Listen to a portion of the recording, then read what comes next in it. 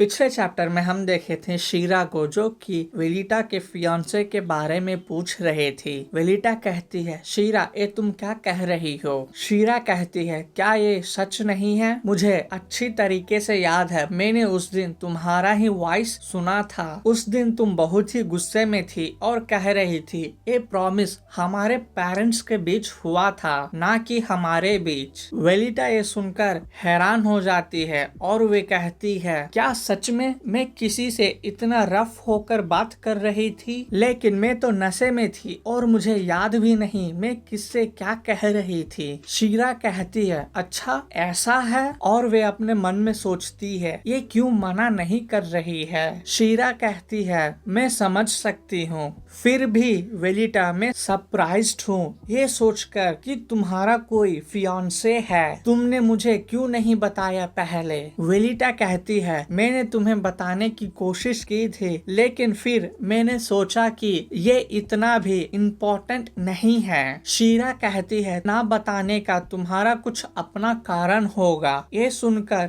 वेलिटा एक गहरी सांस लेती है। इतने में शीरा इमोशनल होकर कहती है, लेकिन फिर भी मैं तुम्हारे इस बर्ताव से काफी दुखी हूँ। मैं ये सोच भी नहीं सकती थी मेरे इतने क्लोज फ्रेंड जो कि इतना इम्पोर्टेंट बात भी मुझसे शेयर नहीं किया है। मुझे लगता है मैं ही तुम्हें अपना काफी करीबी मान चुकी हूँ, लेकिन तुम नहीं मानती हो। वेलिटा ये सुनकर गहरे सदमे में चली जाती है और उसे कुछ समझ में नहीं आता कि वो उसे क्या जवाब दे। और फिर अचानक वो उठती है और कहती है, शीरा बस भी करो। शीरा कैजुअली उससे कहती है, वेलिटा मुझे अभी एक अर्जेंट काम है जिसे मुझे आज ही खत्म करना होगा, तो क्या तुम अब जा सकती हो? इतना कहकर शीरा उठकर जाने लगती है। वेलिटा पीछे से शीरा को बुला रही होती है। इतने में शीरा घूमकर कहती है, हम बाद में मिलेंगे वेलिटा, अपना ख्याल रखना। इतना कहकर वे चली जाती है। वेलिटा जो कि उसे हैरानी से बस देखते ही रह गई। कहानी कुछ समय पीछे जाती है जहाँ वेलिटा और बक के बीच में बातचीत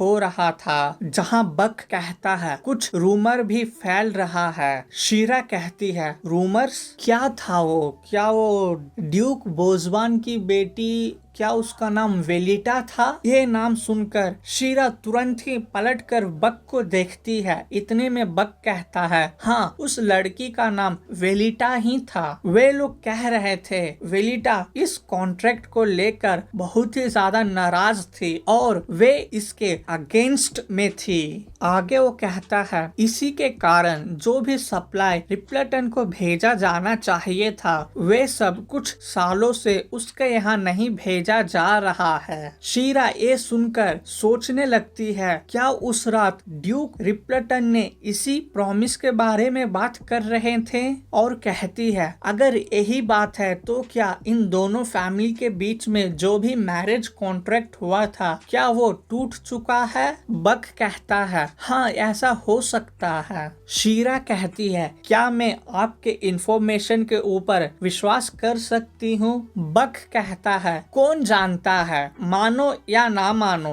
ये तो आपके ऊपर है। शीरा कहती है, ठीक है, थैंक यू, आपने जो भी इंफॉर्मेशन मुझे दिए हैं। इतने में बक कहता है, ये सब तो ठीक है, लेकिन आप बाहर जाकर ये सब मत बोलिएगा कि आपको जो भी इंफॉर्मेशन मिला है ये सब थीफ गिल्ड ने दिया है। आगे वो मुस्कुराते हुए कहता है, टैक्स को भी मत बढ़ाइएगा, टाइम अभी बहुत ही टफ चल रहा है। शीरा कुछ नहीं कहती है और वे उस दस्तावेज को टाइट से पकड़कर कहती है, शायद यही एक मौका है मेरे पास। सीन कट होता है और हम देखते हैं शीरा को जो कि अपने ऑफिस में बैठी हुई होती है। इतने में कोई दरवाजा को नॉक करता है। शीरा कहती है, तुम अंदर आ सकते हो। दरवाजा को नॉक करने वाला उसी के यहाँ काम करने वाला हेड बटलर होता है जिसका नाम डाटम होता है। वे अंदर आते हुए कहता है, माय लेडी, क्या आपने मुझे बुलाया? इतने में शीरा कहती है, डेटम, मैंने तुम्हें इसलिए बुलाया है ताकि मैं तुमसे एक फेवर ले सकूं। डेटम कहता है, वो क्या है? शीरा कहती है मुझे अर्जेंटली सप्लाइज चाहिए। डेटम हैरानी से पूछता है सप्लाइज? इतने में शीरा कहती है कुछ बेसिक चीजें जैसे कि फूड, लग्जरी आइटम, अल्कोहल और दवाई भी। डेटम कहता है समझ गया, लेकिन कितना आपको चाहिए? शीरा कहती है लगभग मुझे 5 लाख लोगों के लिए चाहिए, पूरे 1 साल के लिए। डेटम कहता है एक्सक्यूज मी, 500 नहीं, पूरे 5 लाख? शीरा कहती है हाँ, पूरे 5 लाख। शीरा कहती है मैं अभी एक्टिंग लॉर्ड की अथॉरिटी में हूँ, तो मैं इतने एक्सपेंसेस को आराम से कवर कर सकती हूँ। क्या मैं सही बोल रही हूँ ना?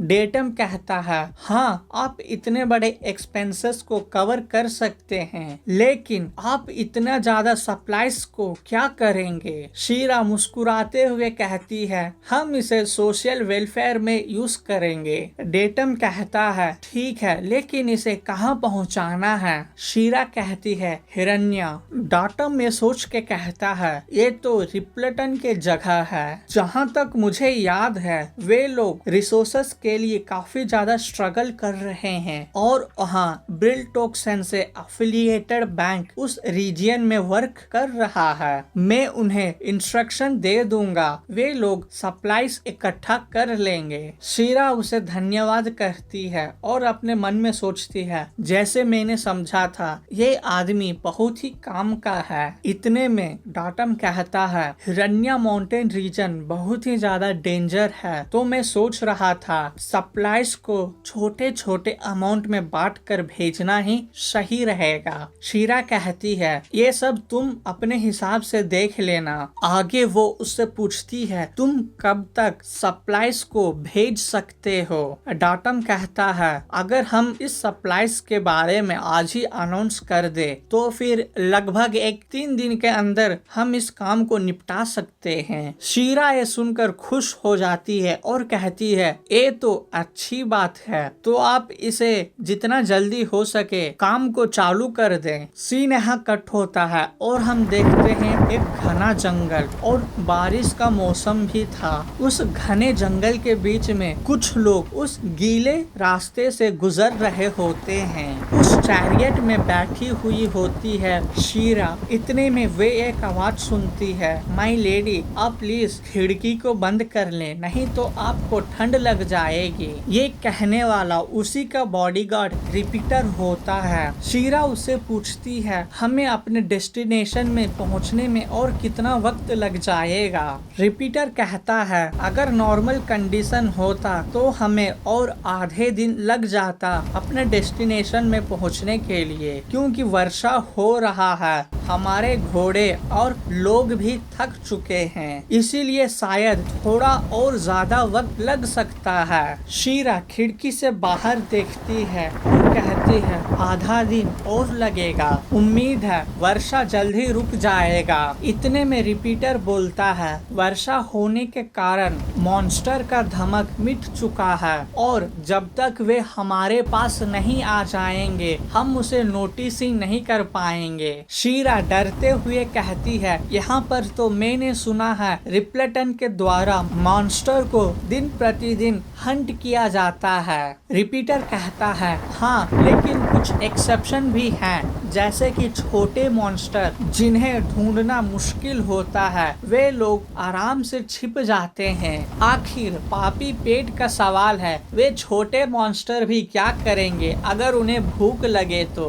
वे लोग ये नहीं देखेंगे कि यहाँ कितने आदमी हैं और इनके साथ कितने हेवी हथियार हैं। वे लोग तो हमें केवल स्नैक्स की तरह ही देखेंगे। शीरा ये सुनकर अपने मन में कहती है ये बंदा इतने अमंगल बातों को इतने आसानी से कैसे कह दिया? और वो कहती है हाँ, तुम भी ठीक कह रहे हो। रिपीटर आगे कहता है यहाँ का हवा ठंडा है, तो आप प्लीज अपने विंडो को क्लोज ही रखें जब तक हम अपने डेस्टिनेशन ना पहुंच जाएं। शीरा कहती है ठीक है, और वे खिड़की को बंद कर अंदर कंफर्टेबली बैठती है और अपने मन में सोचती है, क्या मैं इससे पहले कभी भी वेलिटा के अगेंस्ट गई हूँ? अगर इस बार सब चीज सही सही हो गया तो फिर इस बार मैं नहीं जो कि अपना सब कुछ खो दूंगी, ये तुम होगी वेलिटा। और इसी के साथ ये चैप्टर खत्म होता है। मिलते हैं अगले चैप्टर में।